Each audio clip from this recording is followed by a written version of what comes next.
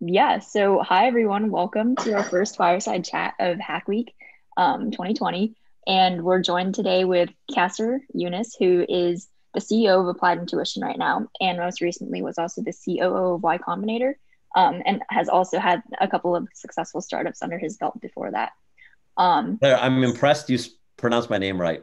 That oh, that's we, that's the MIT in you. That's the preparation.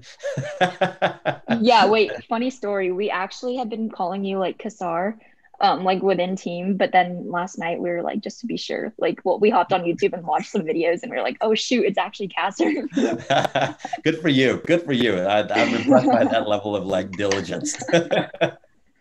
Thanks.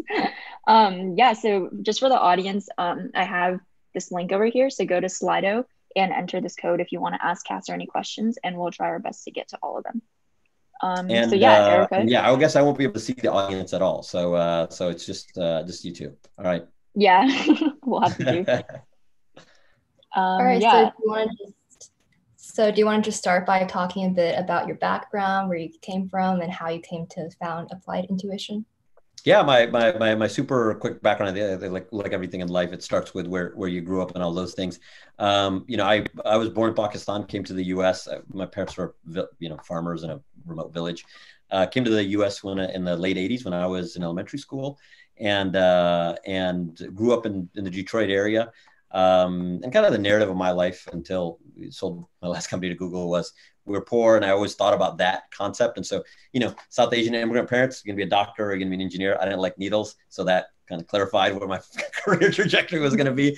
And so within engineering, I was a mechanical engineer, by the way. I was in computer science, and when I'm doing my mechanical engineering degree, I went to this fairly obscure but well renowned within the industry school called the General Motors Institute, which is now called Kettering University, a mechie heavy school, very much for the auto business. When General Motors was the Google of its day, it started a university 100 plus years ago to create engineers, and I went there. And very much like Waterloo, if you guys know, you work half the time, you go to school half the time. That's kind of the Oh, setup. yeah. Full-time mandatory co-op. And I learned very quickly, like engineering from what you learn, like, you learn Maxwell equations, and then you go to the office and you're like, oh, I'm not, Right. I'm not doing any of this actual, like, Navier-Stokes becomes more abstract than anything else. And so you're like, oh, actually building a car and building products is very different than what you see.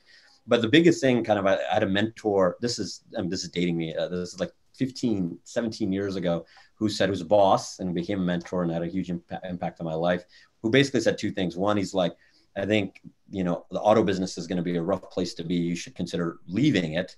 And then number two, you should consider getting a non-technical degree. And I'm a Detroit guy in Mechie, went to GMI, working at GM. I was all in the auto thing. And so I made a very dispassionate move to software and to startups about 15 years ago. I went to Harvard Business School, and used, ironically, the business school as a way to get into startups. And I started my first company in grad school. And first company was a failure. Second company was much more successful. It was acquired by Google. I was one of the leads on Google Maps. Lots of great experiences there. Met my current co-founder there, and was thinking of doing an autonomy company before a lot of these autonomy companies, before Cruise and Aurora and all these companies that exist now, Neuro, Argo, et cetera. And at the time concluded, partly through some partners at Sequoia, partly through Paul Graham, who's the founder of Y Combinator, that there might not be a business in autonomy. And this is 2012, 2013. This is like ancient history now in that sense, that there isn't maybe a business there, and consider, maybe investing. And I went to a dinner with Paul Graham, who's the founder of YC, resulted in me joining YC. And long story short, funded a bunch of companies in autonomy at YC and got exposed to lots of great things, learned enough to do a whole fireside chat on YC. But then in my time, not only was Cruise funded, but Cruise was acquired by General Motors. And my co-founder, Peter, another GM family, also grew up in Detroit.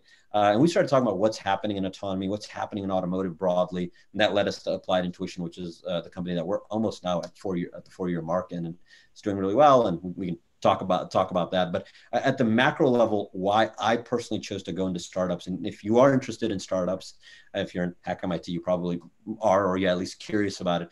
You should understand why. There isn't some moral judgment that being a founder is better than working at Google or working in another field.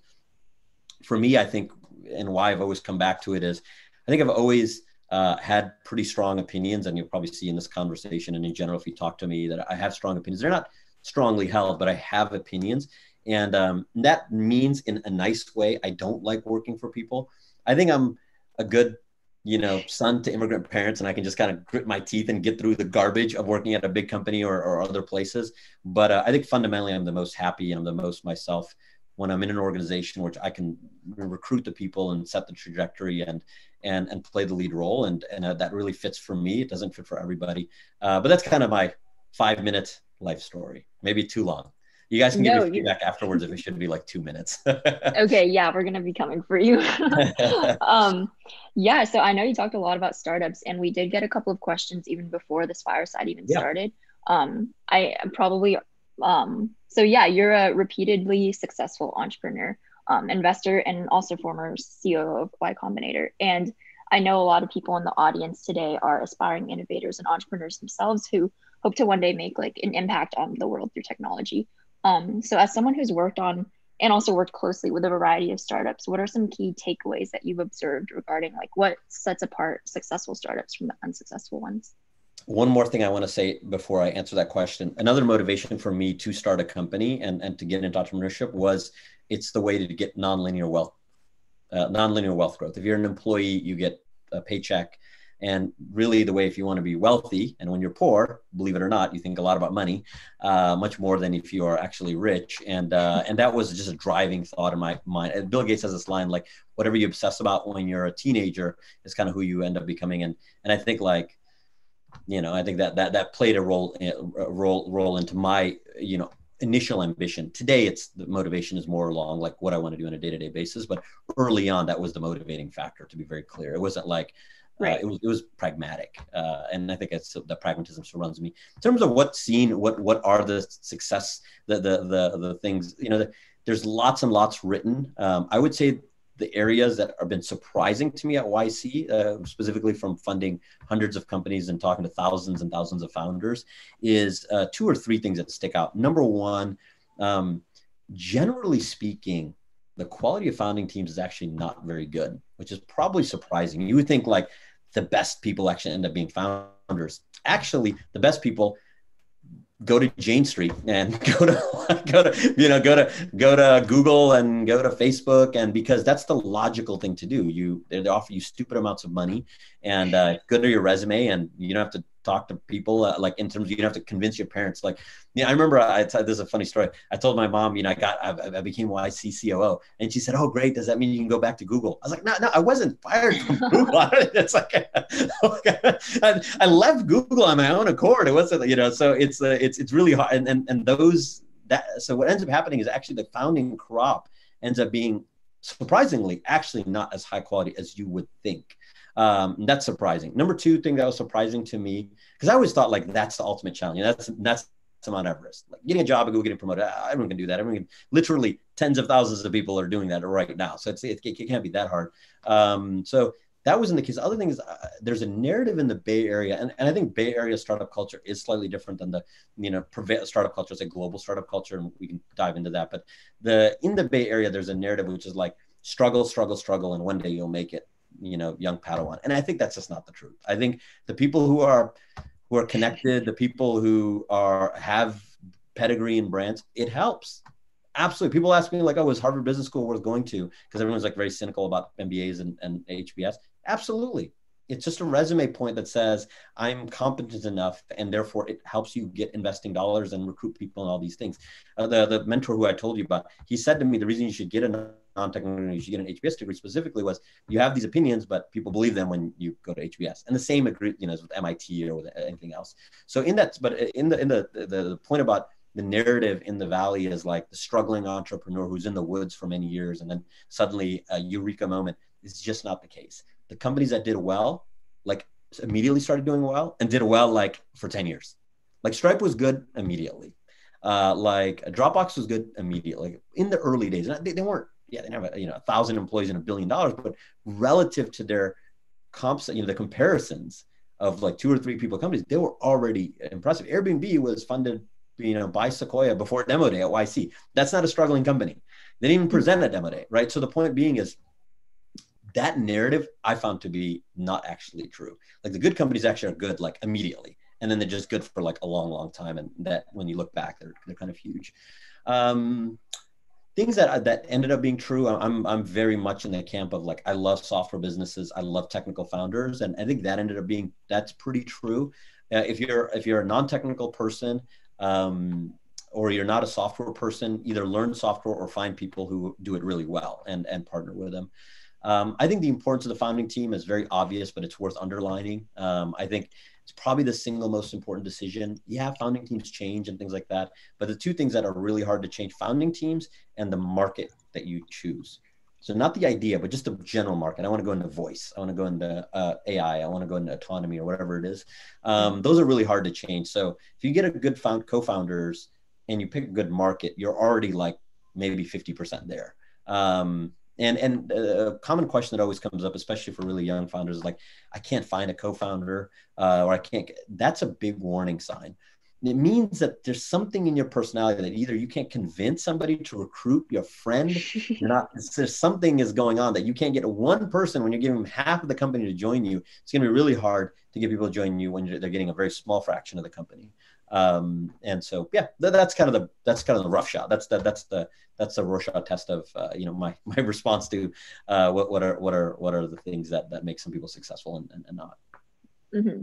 Yeah, that's actually so interesting. What, like the thing you said about like co-founders, like not being able to find a friend, like that's actually, yeah, I've never like thought about it that way, but it makes it's really so tough. It's really tough. I think I just did in the last couple of weeks, I did a YC talk for ex-Googlers who are applying to YC, and I don't know why Googlers particularly loved wanting to start a company alone, but like I think it was like the majority of the audience, and it's like, really think long and hard. Like, one of the reasons, like, why I personally, as a profession, dislike or like less investing versus starting a company is VC is very much a lone wolf sport.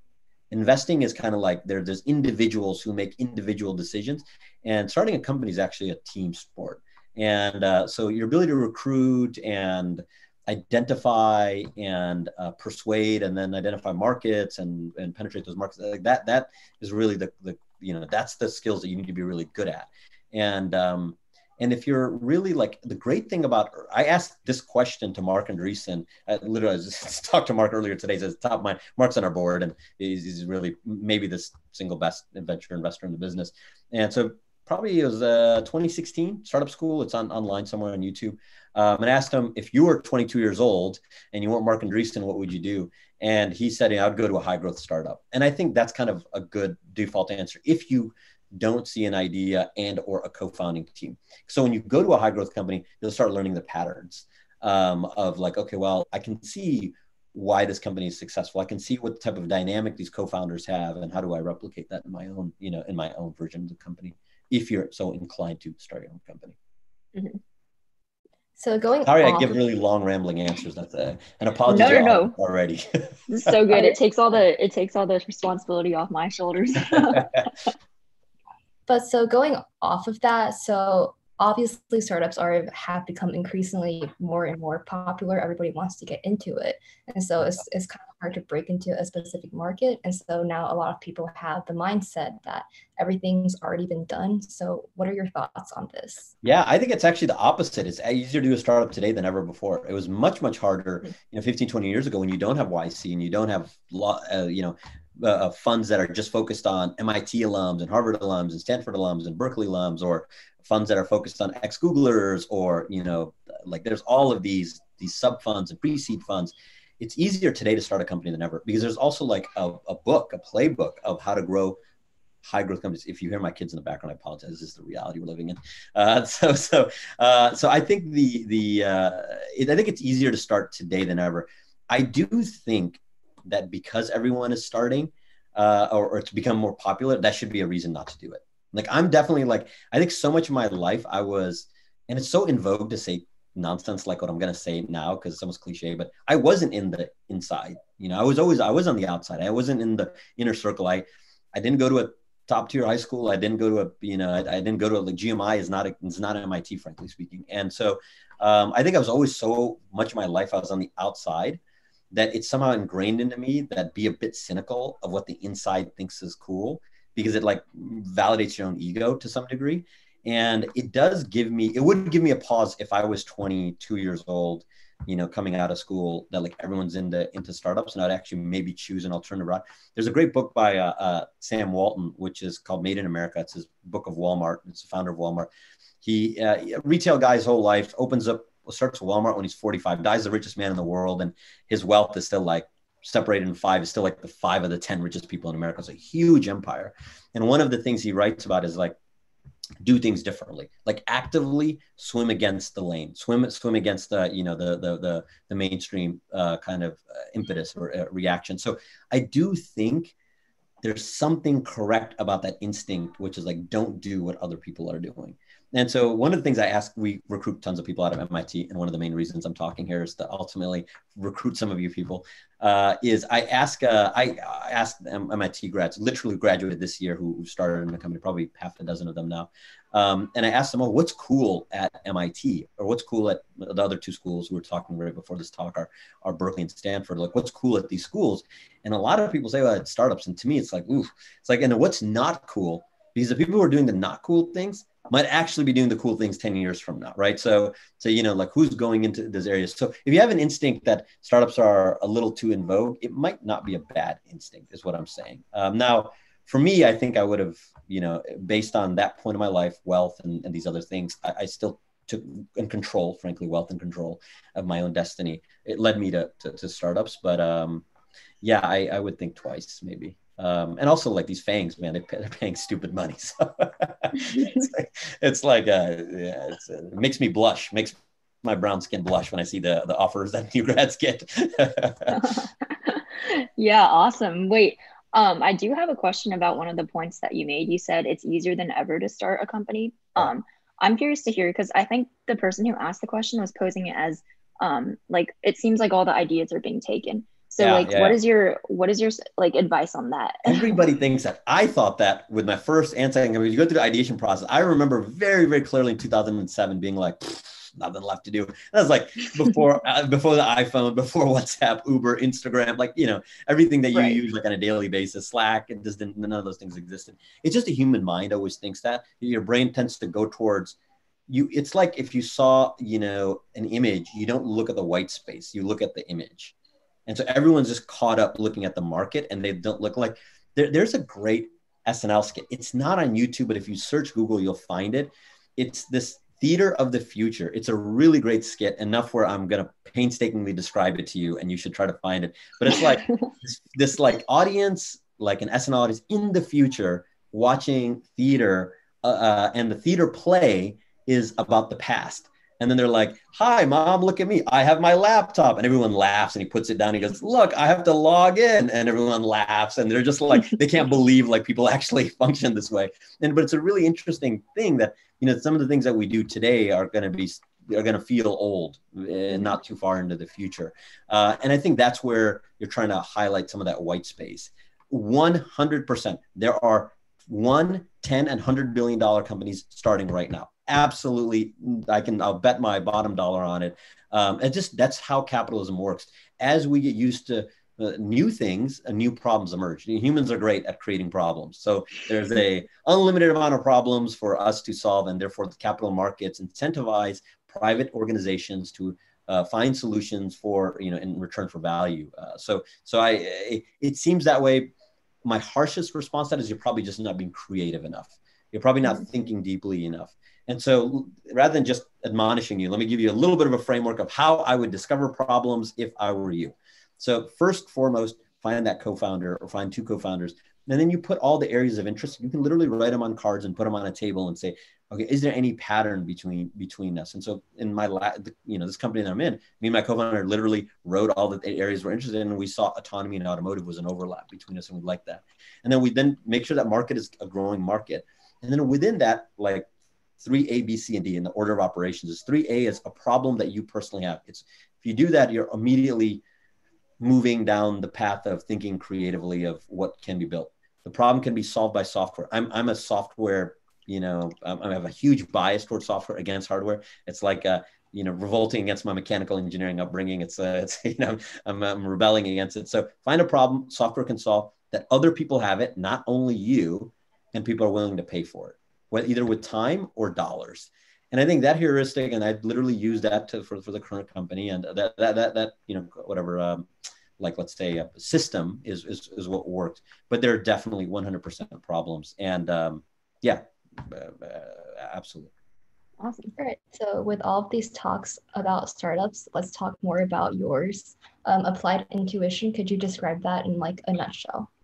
Yeah. So we build development tools that engineers use to develop autonomous systems.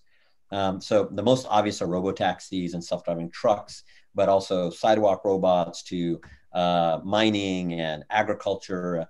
AMR, anything that moves ultimately will be autonomous. And we built a development suite of products in order to do that.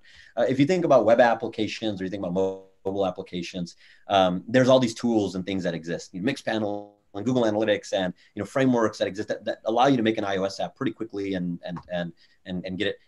Those tools and that infrastructure doesn't exist in autonomy. And that's what our company does. We build all those tools for engineers. Now, what's different about, the iOS or Android example versus what we do is usually it's pretty large organizations right now that are building these autonomous systems. But just like, mobile applications in 2007, 2008, when it was a small group of companies doing it, we think that long tail will emerge as well. And we want to be the development. So we fundamentally create engineering tools, fairly boring stuff, and it's not as cool, like it's not TikTok, but at the same time, if you really like technical things, and technical complexity, we're at the heart of that. The layman way of thinking about this is simulators. Simulation is the development environment in the most easy way that you develop robots in and self-driving vehicles in, and so we built simulators in the simplest sense. Okay.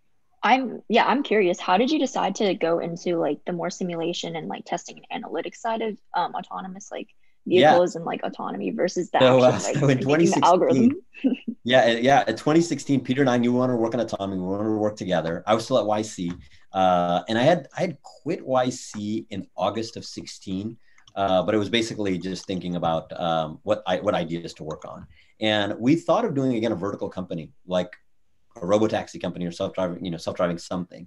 And we couldn't quite get our head around what would be a good business there. Though I think some good businesses emerge, and clearly people have proven that now. We just weren't creative enough. And then we thought, okay, what are interesting horizontal businesses? And Peter's father was actually the chief engineer on the Delphi radar systems, which are now active radar, which are the radars that are used on a lot of these self-driving vehicles. And so we looked at sensors, we looked at LiDAR, we just couldn't find anything. We ultimately just threw we literally just did almost like a breadth search of all the horizontal ideas. And an area that we stumbled upon, for lack of a better word, was verification and validation of these systems in the automotive sense. So, we are using our automotive experience. I worked on safety systems. I was like, how do you know that these things are going to be safe? And so initially the idea was like, oh, let's actually just build a testing kit. So you could test these vehicles. And then it was like, oh, these engineers don't have the tools to develop these vehicles, and testing and development are actually hand in hand. And that led us to simulators and the idea. But it wasn't like, I was a 6-year-old boy in some village in Pakistan, and I was like, I'm going to grow up and build simulators. No, it was my third company, and we were thinking, okay, what are interesting opportunities out there? And when you hear these narratives of like, I came up with the idea, in a high school project, and it led me to this thing, just always be a little skeptical. Like, those are just stories, and don't get caught up in the stories. Your own path will be different. And when you look back at the old Steve Jobs line, you look back, the story will emerge. Don't worry too much about the story. If you're really interested in finding an idea, just figure out, like, what do I want to work on? And what does the market also, will reward? It's not just about you. One of the most humbling things about being a founder is it's actually not about you at all. It's only about what the end user wants. And the faster you can humble yourself, the better you'll be. It's like good designers. Good designers are very empathetic. I think good engineers are very empathetic, actually, and they understand other people have to review their software or read their code that they write. They have to review the documentation, so they write document. There's, all these things are kind of connected. Got you. Yeah. That all makes so much sense. One of the questions that I have surrounding like autonomous vehicle technology Is that today you mentioned already there's so many like startups working on it, right? Including Applied Intuition, though it's not necessarily like the actual software behind it.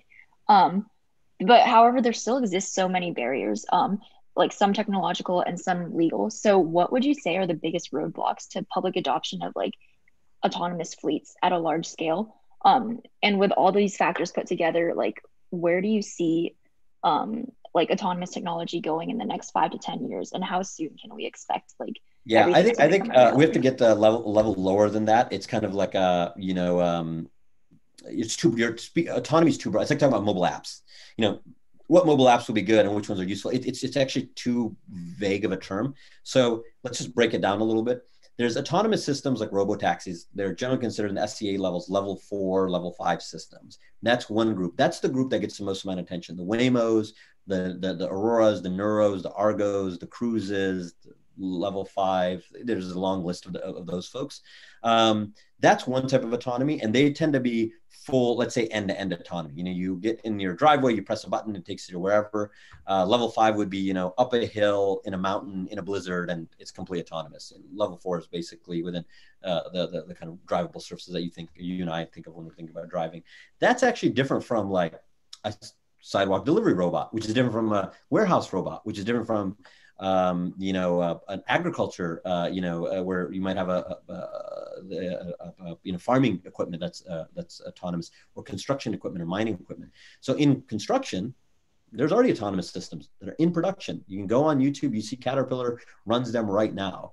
So it's very, very different when you say like, what are the timelines to market and what are the use cases? It depends on the application. So I assume you're not talking about that long tail of autonomy. You're talking about the robotaxi. So let's talk about robotaxi specifically. I think there's a lot of unknowns, and I think the most sophisticated players in the ecosystem are tempering expectations pretty aggressively. And I agree with those general points. I think where there's interesting thing that's happening in autonomy in the automotive sense is the level 2 systems. So let's say the Tesla autopilot and the autopilot clones, or the autopilot-like systems. And they're not clones because they actually approach the problem differently. This is, GM Super Cruise. This is ProPilot by Nissan. This is VW has a system. Porsche has Porsche being a subsidiary of VW. Honda has a system. So Toyota has a system. And I think those are not a dream. You can go get an autopilot right now. You can use a BMW system right now, and they're fairly Volvo system. They're fairly sophisticated. They the GM system is pretty impressive as in-cabin monitoring. It does everything an autopilot system does. So in that sense, autonomy is here. You can go get a Tesla right now, and it will autopilot you. So it really depends on the specific part of the ecosystem you're talking about. The longest tail is probably the robotaxi. I think that's what everyone kind of agrees. I think like self-driving trucks is very interesting, and you almost see like you see companies like Waymo and Aurora almost readjusting their framing and saying, oh, we're working on self-driving trucks. But there have been self-driving truck companies that already exist. The Kodiaks, the Embarks, roughly the leaders of the space have been doing this now for years. So it really depends. If you're generally interested in autonomy, it's almost like I'm interested in math. Okay, so now you're interested in math. What subdivision of math are you interested in? And I think that's a very nuanced, conversation. You're interested in physics, or you're interested in, astronomy or cosmology. There's lots of details there that it's kind of almost it's incorrect to lump all of physics into one group, right? So I would figure out the sub area that speaks to you. If it's more, business oriented, then you look at more short-term time horizons. You're more research oriented. You're looking at longer time horizons. If you're particularly interested in verticals, if farming or mining or something really speaks to you, you can go into that. But whatever you want, that it exists in autonomy today, from production systems that are already live to something that'll be live many years down the road. Okay, got you. Yeah, awesome. Erica, did you have one? I hope I'm being cohesive and comprehensible. I only see you two. I have no idea if there's anybody else even listening. Wait, I can check right now. We have like 60 people watching, and yeah. Good. What would you say is like your vision or hope for autonomous vehicles in the future? Do you hope to one day see a world where we're all being driven by these robo taxis? Do you want to see maybe like autonomous vehicles outnumber manual cars? Maybe like what are your? Yeah, absolutely. I think yes on both those questions. I think anybody who works in autonomous passenger transport will talk about the safety and the inherent risk of driving yourself. I think, you talk about the future and looking back to the past, one day it'll be like, believe it or not, we used to just get in these cars and with our hands, we used to just fly down the highway. There's this great, like, iRobot, I think it's Will Smith, where he jumps in a car and like the other person in the movie's like, oh my God, are you going to drive manually? Are you crazy? Like, like, and I think that future is fantastic. It's better. It drives down the cost of goods in shipping. There's lots and lots of, so not only in the safety factor, there's an economic advantage of autonomy.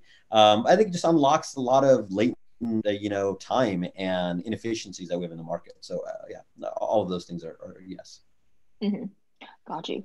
Yeah. I'm just like going through our Slido link right now, and it looks like there are a couple of questions that people are sending in.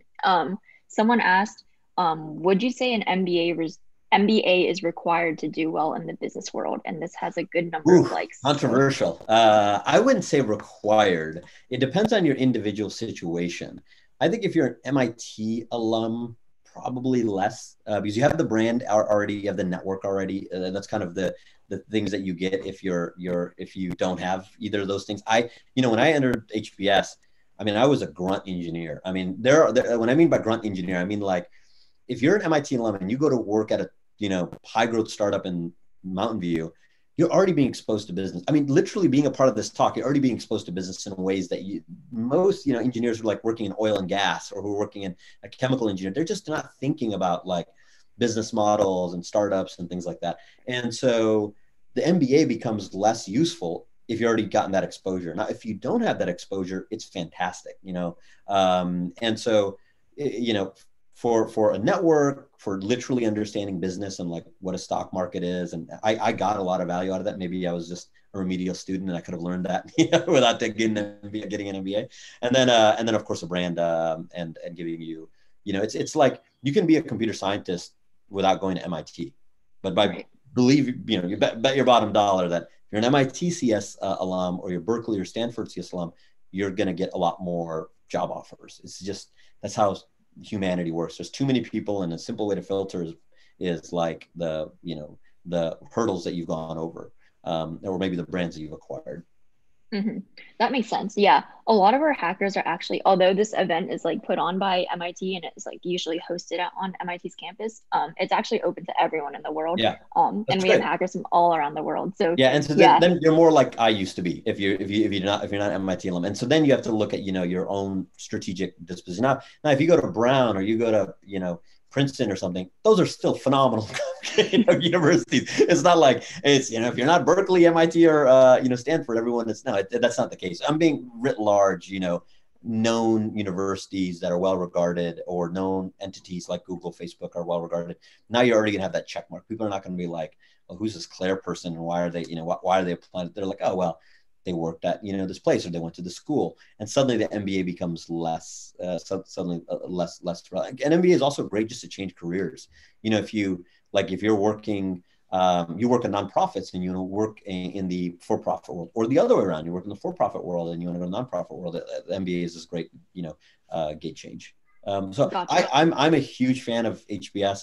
I feel like it's I had such an amazing time in person, not remotely. And so, I really look back at those years very fondly. And so it's hard for me not to be so like gregarious about the experience, but it's not for everybody. Like anything, you have to apply it to your own circumstances. Right. Actually, that point that you made about like remote school, like bells went off in my head, because I know a lot of people right now are considering taking a gap year or like doing something else instead of like, because college is more than just the classes. It's about like being there with the people. Yeah. So yeah, what's your take on that? Yeah, I mean, so this is a classic example of, just because I know like, simulation and I know YC and I know Google, like you should be very careful now, like, me giving you legal advice or like how to like, right. Dress or something like that, where I have no real skill in. So with that caveat, I would say, it's a unique opportunity. I think the gap year thing is completely underrated. Actually, one of my section mates from HBS, Abby Fallick, she started a nonprofit that specifically looks at providing gap year experiences. And so I think I would consider it. One thing I would definitely do as a university student, if you have the opportunity to study abroad, hugely positive experience, gets you out of, the more you can be exposed to different and variegated, experiences, or a variation of people and places, the younger you are, the more it kind of like stretches out your brain. And I think somehow you become more empathetic, and you somehow become more successful. I don't know how that completely works, but it certainly happens. So this is an opportunity where you're like, I'm not going to get a lot out of this remote learning thing. Then you have a good alternative. It might not be a bad idea. I certainly a unique opportunity that I would think pretty deeply about. I mean, somebody very recent in the last couple of days told me like Harvard isn't worth, the tens of thousands of dollars to do a remote class. And I'd probably agree with that. I mean, it's really hard to disagree with that, because it is a people and it is experience. So, and believe me, nobody cares if you took an extra year to graduate, or 2 or 3. Like it gets, once you get old, all those decades, they all start mixing together. So don't worry about like, oh, what's my like resume gap gonna look at? No, nobody cares. Mm-hmm. Only you. I guess. You're the center of your own universe, but everybody else, you're like you're a supporting actor. So you're the main character. Do what works for you, and then think about the other folks after that. Mm-hmm. Got you. Yeah, makes total sense. So going to look at the audience questions, one of the most popular ones is about your first attempt at a startup. So you mentioned your first attempt didn't work out. So how do you know when to call it and when to just keep going? Well, before 3 years, we spent 3 years on it. So I can tell you, So it's a very, very tough, it's one of the most difficult questions actually, to answer, in the sense of it's not clear. I think that's why the YC experience so resonated with me, when I saw like great companies. Like I saw DoorDash when it was like only a couple of people. I saw Cruise when it was one person. I saw, GitLab when it was a handful of people. Like all these companies are giants now. Rappi, Instacart, a bunch of these companies are really young. Coinbase when it was one person. And I saw they just like did so well pretty early on. Maybe not like day one, month one, but in the first 6 months, first year, I think it's really tough. It really depends. If let me put it this way: it's really tough, because I was going to say, if you think it's been too long, it probably has. But even that's incorrect, because sometimes people are very impatient. I would. This is one of the advantages of being in Silicon Valley. The peer benchmarking for all the negative things peer pressure does is positive, in the sense of, you start a company with somebody, at the same time as another company, you're a year, 2 years down the road, you can be like, wow, well, that company is doing well and we're not, or we're doing really well relative to other people. So that you get some relative understanding. Relativity plays into this concept. So it's hard in abstraction to say you should just throw in the towel, because I don't know how fast you're moving and what you've attempted. You should be aware that it's a tough question. And you should be aware that it's not an obvious answer. And companies that, to the founders, might seem like they're not doing well, when they're objectively looked upon, are doing really well. And so it's really tough to say in the abstract. It really depends on the individual company. Yeah, I guess like 3 years. 2 to 3 years. Okay. Yeah, I guess like as with everything for startups, it depends like on the situation. In life, not only in startups, in life. Yeah, it really depends on the situation. Yeah. If you're learning, that's probably a good reason to keep going. And that's why, for our first company, you're learning to fail. It's like, that's what we learned. We learned, oh, this is all the stuff we shouldn't have done. Yeah. Okay, let's see. We have a question from James. I know you talked about like the Walmart book, or the book about the Walmart family. And then also you mentioned like the SNL skit. James is asking, what are the top 5 books that you recommend to founders? Well, I've gotten this question enough that I actually have a list, and I don't, and I'm not on social media or anything, so I have my own website. I don't even like plugging it. I feel gross even telling you, but I have my own website. You can go there. There's a books tab, and that has literally all the books that I think that are like, somewhat universally well reading. There's some that are more obscure, maybe about economics, or maybe on like, development or something like that.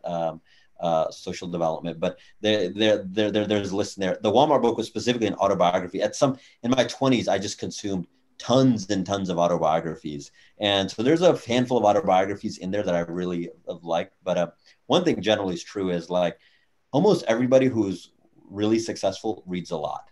So if you want to be really successful, you should probably learn to read and really like reading. And I do think reading is different than consuming content online. There's a huge difference. I'm clearly in the, I don't think, and it's not just because I'm an old man. Like I don't think social media is good for you. I tried social media, so I'm a rehabilitated from it. I don't think consuming content in general is good for you. I mean, and this is probably again more controversial than not. Like I don't consume a lot of news. I don't like people eat bad food, and then it manifests itself in like you're lethargic and you're maybe not as happy, or maybe you gain weight. You see these symptoms of those choices. When you consume bad content, the symptoms are not obvious, but you might actually be thinking in a degraded way or in a way that is off kilter from reality, or focusing on things which are just not that important. And I've found personally, when I read long form content, specifically books, and it forces me to step out of my day to day. Also, I tend not to read, interestingly enough, a lot of tech books. I read a lot of history. I read a lot of other subjects, and I try to apply them actually to, like my tech day to day and living in Silicon Valley day to day. So, yeah, but there's a bunch on there. If I was to shotgun like the top 3 that come to my mind right when you asked me that, autobiography of Malcolm X is phenomenal. I would highly recommend reading it. I think almost universally, it's interesting, and not only for this current time we're in. I've always felt that. I think The Road to Serfdom is very good. It's on that list, which is just about economic systems. Commanding Heights is really good, pops in my mind, which is a really good book about centrally controlled organizations and economies versus distributed. Other ones that just pop in my mind. Andy Warhol's autobiography is really, really great. The Philosophy of Andy Warhol. The Story of Art just is a great book about the history of art. All areas that, as a mechanical engineer in Detroit, I wasn't exposed to. So I use books as ways to kind of go into those areas. But those are the ones that kind of pop in my head. Okay. Yeah. Just like one follow-up question that comes to mind for me is you said like consuming like good content versus just content in general. So I guess for you, that's like history and whatever could broaden your horizons. The framework I would say is the older, the better, because time has basically played that filter for you. So like you can make like a good rule. Like I won't read anything that was like written after 2000. And I'll read only beyond. Like that's like, it's such a blunt object and it's such a blunt approach, but it's actually, you're going to miss a lot of good things that have happened in the last 20 years, but the signal to noise ratio is just much higher. And the further back you go, the higher it is. And this isn't some ploy to like go read religious texts. I mean, don't go that far back. There's always something between like the Old Testament and now. There's a lot of good body of work. And then let your curiosity kind of go towards that. If you've heard of interesting people who've done interesting things, learn about them. And like that would be my rule of thumb. I think I find that to be that's what I've used. So your mileage may vary, but that's what I've used. I like curiosity. Yeah, but I'm gonna take your advice and stop spending so much time on Twitter and pick up a book. Oh man, some of the best decisions. I made 2 really great decisions in my life. I never got on Twitter and never got on Instagram. I feel like every day I wake up and I think, bless my younger heart. It's not that they're like inherently evil or something like this. It's just, I've never met anybody who's like, you know what? I'm having an awesome day because of Twitter. I've heard like the opposite many times. Like I read this nonsense, and then that could be. And I don't mean to pick on Twitter or Instagram or something like that. That's true of any content delivery method. Generally speaking, I try to avoid feed-based applications on my phone. The intention of feed-based applications is just to keep you to refresh, consume more content. I think that's just not good for your brain.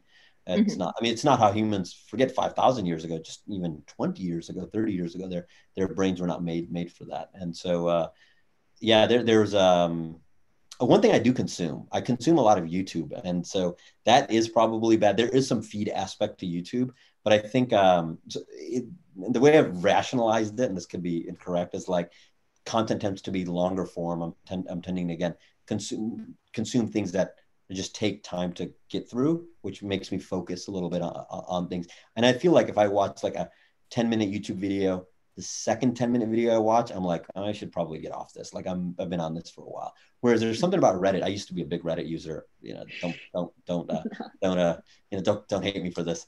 But it's just kind of, the feed is just there, especially when you're in a subreddits and stuff. And I just woke up, I was probably 2014, 2015. I was like, this is not good for me. And cold turkey, never logged in again. And I put on blockers because I was tempted to go back in. And then when I see the blockers, then I'm like, okay, I'm not gonna like go around these blockers. But yeah, I think it's not good. I mean, there's a real addiction to that content. Right. Yeah. I like Michael Siebel came and talked to one of our clubs here, and he was saying how like in a couple of years, we're going to find out that social media is like the same, if not worse than like cigarettes. So yeah, I totally agree. Michael and I worked together for a bunch of years. I agree. Yes. Right. Yeah. Siebel, by the way, rather than Siebel. I'm sorry. I didn't do my research on that one. Okay. Erica, did you have a question? Yeah, so looking at the audience questions, so Anonymous asked, what's the typical timeline for a startup and which part would you say was the hardest? Ooh, you're speaking to like a convert. So like, I love the land of startups and I'm like a delusional fan. So, objectively, the hardest is the start, like getting the co-founder match, getting the market and getting a MVP, getting the seed round, all those things are hard. But at the same time, going from like 100 million in revenue to billion isn't easy either. So I think what I've always liked about business as a broad category, startups as a subcategory, and high growth software companies as a subcategory to that, is that it's a continuous challenge. I feel like I'm challenged. It's like I did feel like when I worked at companies, like I made it to the quote unquote mountaintop pretty quickly. I got promoted in these places, and I feel like in a startup you can spend your entire life working at a company that's yours and not reach its limit. So I think the early parts are the hardest. I think a little contrary to what I said before about, maybe joining a high growth company, the earlier you can start a startup, the better you are, because you'll make, you'll just learn, you'll get one more cycle. And in the Berkshire Hathaway Warren Buffett compounding returns school of business, you get one more cycle to turn, and in your life, you're that much more likely to be successful in running your own company. But you should know, with all that context, it's very hard. I work 7 days a week. To me, I don't mind, but I know people like to have lives. Like people like to have balanced experiences, and they like to travel. And I did those things in my 20s when I worked for companies, frankly speaking. So when you're doing this is all an experience. This is not a part-time job. This is not even a full-time job. It's a all-encompassing experience. So, and that's why it's not for everybody. I used to have the view that everybody should try startups. It's the best thing ever. And I've kind of walked back from that a little bit, because especially in my experience at YC of seeing so many people fail and they just weren't good founders. I mean, it's really hard to say to somebody, hey, well, actually the idea is great. The market's great. You're the problem. You can never get that feedback to anybody. And so I'm like, well, what would be actually the right thing is this person is actually doesn't. Let me use another example. If we were all trying to become NBA basketball players, well, there are constraints, whether it's height, it's the ability to take a leather ball and throw it in the hoop, which objectively we can all measure. At least us three, we would say, hey, you know what? No matter how in we are to trying to be professional NBA players, not going to happen. Somehow in startups, people probably the same thing happened. Probably the same, analogy exists, but unfortunately in startups, it's not obvious who's made for it and who isn't. And so that is the real tricky thing. And that's why I've kind of changed my view on everybody should do startups, but it's had such a positive impact on my life. And I do believe it's the engine that runs the economy. I do believe it's the engine that runs new things. It's usually stagnant. Large companies tend not to, they tend to use their mass to influence the gravity of the market rather than their speed and it's different. So startups are really working at approaching the market in a very different way than kind of these big companies, and it's fundamentally important to the economy that they exist. So generally say you should do them, but at the same time, maybe it's not for everybody. Right. So what would you say? Oh, go ahead. Wait, no, Okay. So what would you say to the people who have like a full-time job, they have a career and everything, but they have a startup idea? Like you said, for a startup, you want to go like all in. It's not just a full-time job. It's not a part-time job. Yeah, So it's how would so life is about tactics. I'm in this like view that like the best strategy is tactics. And so you have to figure out like the game plan of how do you get out of the job, how you can work on it full time. The way I did it was I saved up a amount of money. To me, that was $30,000. I felt like I could save up 30 grand because I didn't have, my parents. I didn't have a support system that could. And it's not the fault of theirs. They weren't born in the right place with the right skills. And so for me, it was like, okay, how am I going to take a shot at this thing? And as I worked, I saved 30 grand. And I was like, in 1 year, I have to find the team, come up with an idea, and get seed funding. If I don't do that, the $30,000 goes away. And then I take a job at Google or Facebook or Yahoo or whatever company. This is 2007, 2008. This is 2010, actually. So at the time, I interviewed after HBS at the big companies at the time. It was Microsoft, Google, I guess they still are, Apple, and Amazon. And I thought, okay, well, I can always get jobs. Like I've made it through the interview process. So let me try this for a year and then go back there. I think what I didn't know at that time was the high growth companies actually will pay you pretty well. They might not pay you exactly the thing, but they'll pay you pretty damn well. And you learn and then you save and you meet potential co-founders there. It's a great like staging. I think that Mark Andreessen answer is really a good one. So if you really are committed to it, you have to come up with the tactics of doing it. Now, if you're lucky enough, you have savings, your parents will support you, whatever it is, then you should try to jump in feet first.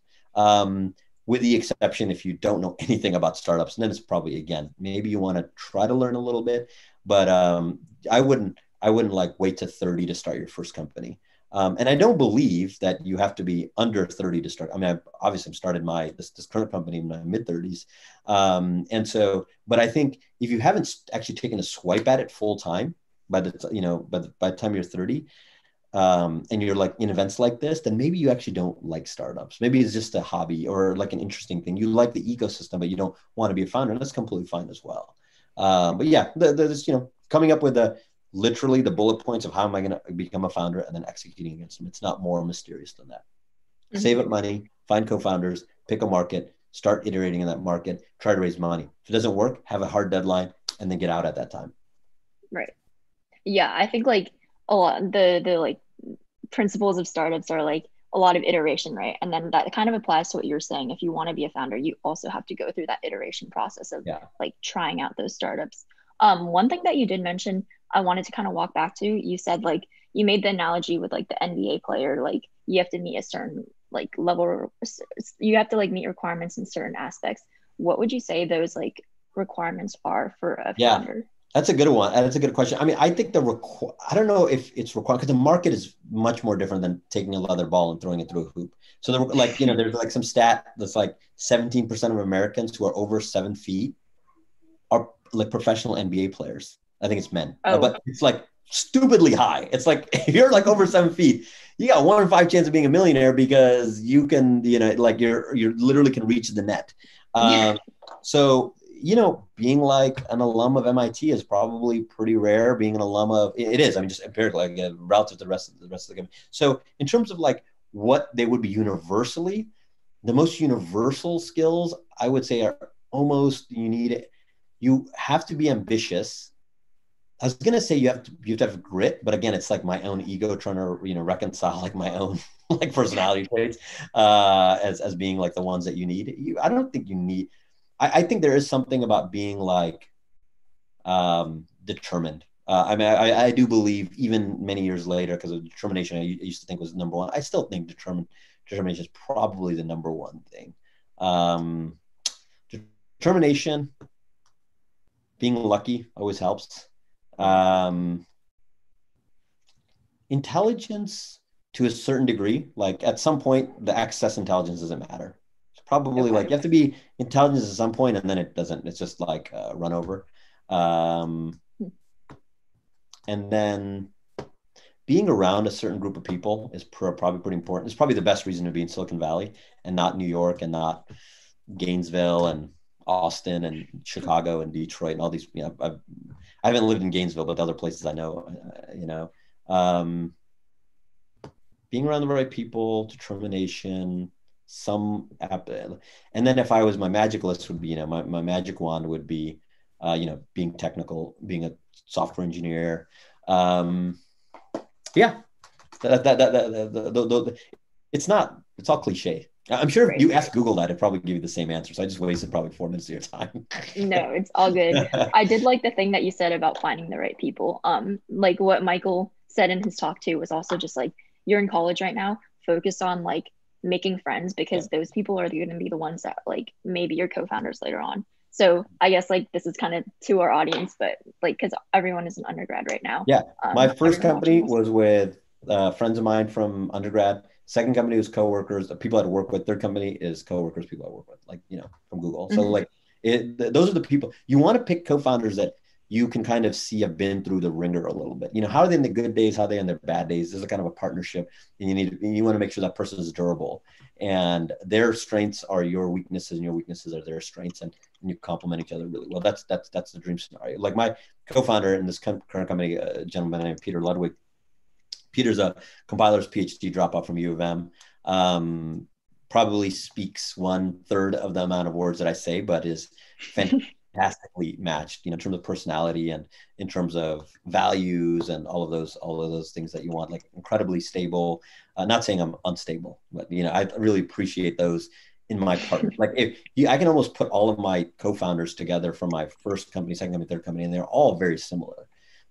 So the reason that is I know what my pattern is, and I'm trying to match against that. And so it's not just abstractly find co-founders; it's find people who match your skills and your deficiencies. Yeah. Like I didn't do it, but I wasn't a computer scientist, and I didn't professionally practice as a software engineer. So Peter and my previous co-founders, Sunny and et cetera, Sunny Dillon and stuff, they did, and then that was very helpful. Mm-hmm. Yeah. Makes sense. All right. So we're almost at our end time. So do you have time for one more question? Yes. Yep. There we go. All right. Okay. The pressure is on for a good question. Okay. Well, I guess I have to lunch. this is like kind of generic, but also I'm always interested to hear what people have to say to this. So what advice would you give to your younger self right after graduating? Things have turned out kind of the way that I wanted to. So I'm not too, like, I don't reflect back too heavily. I mean, I think a lot about the past, but I don't think that, I think I would have made it to the Bay Area faster. But I spent time living in Japan and Germany and Chicago, and I really enjoy those years. So it's really hard for me to say like those. I mean, I really enjoyed traveling. I more than 60, 70 countries. I mean, I lost count. So I wouldn't say that I wouldn't do that. But at the same time, coming to the Bay Area and getting to my life's work, which has been the last 10 years, is that was delayed. I would say the thing that has worked out, and I would really underline, is find your people. There's people who share your values and just stick to them. And I think you're easily swayed by maybe people who are successful, or maybe people who are, cool, or people who are like, find the type of people that share the similar goals and similar values to you, and build those relationships. I think that's probably, but like I look at Peter, my co-founder. Peter and I have all the random coincidences in the world. Our parents live a couple of blocks from each other in Michigan. One in a billion. What?